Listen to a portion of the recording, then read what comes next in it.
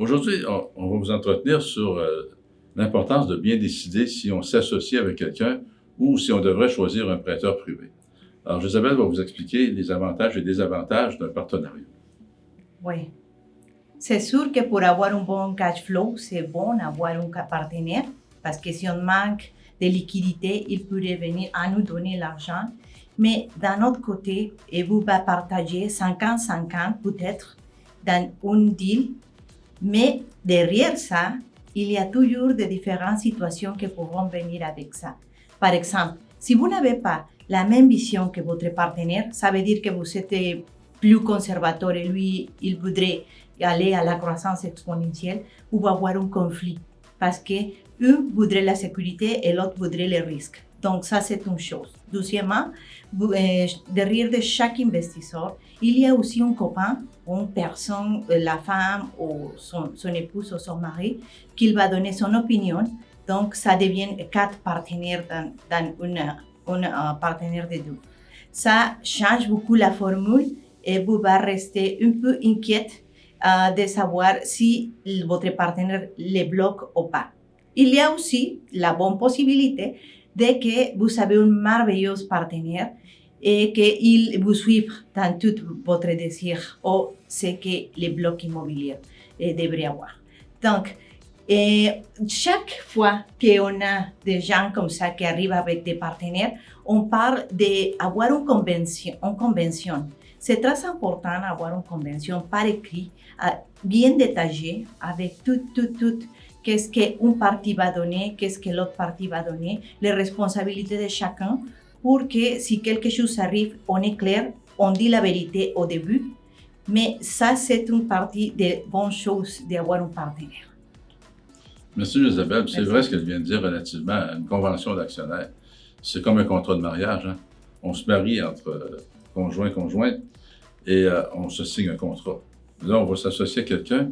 Alors, c'est encore aussi important, sinon plus important, parce que on sait très bien par expérience qu'il y a beaucoup de conflits qui arrivent. Donc, la convention d'actionnaire va prévoir ces conflits-là, va prévoir l'insolvabilité, va prévoir les décès, le changement d'idée, de départenariat, si on veut dire. Alors, c'est extrêmement important. On en a vu beaucoup de bons partenariats virer au vinaigre parce qu'on n'avait pas la convention.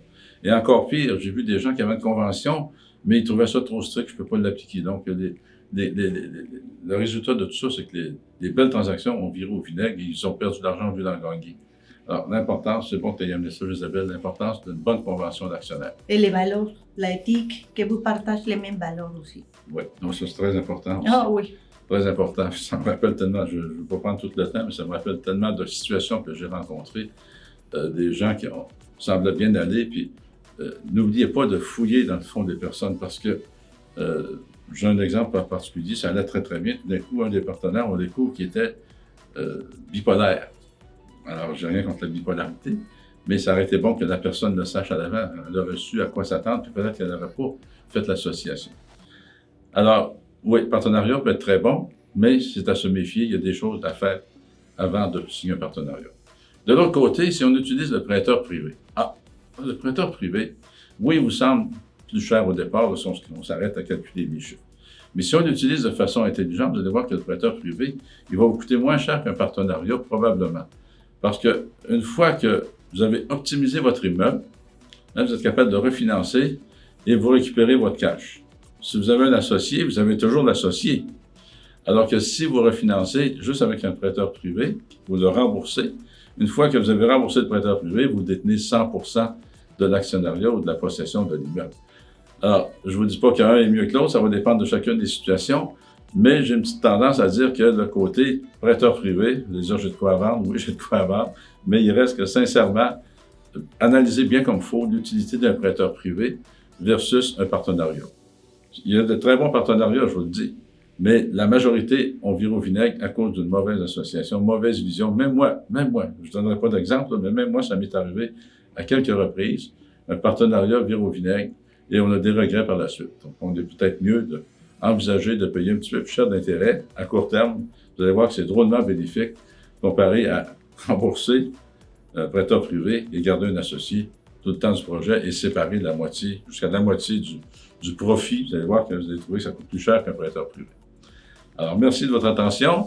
Mon nom est Jacques Lépine, cofondateur, président de la Société de crédit Immo Québec. Mon nom est Isabelle Cortés, cofondatrice et vice-présidente de la Société de crédit Immo Québec. N'oubliez pas, Vous avez le projet? nous avons le financement. Merci. À bientôt. Bientôt.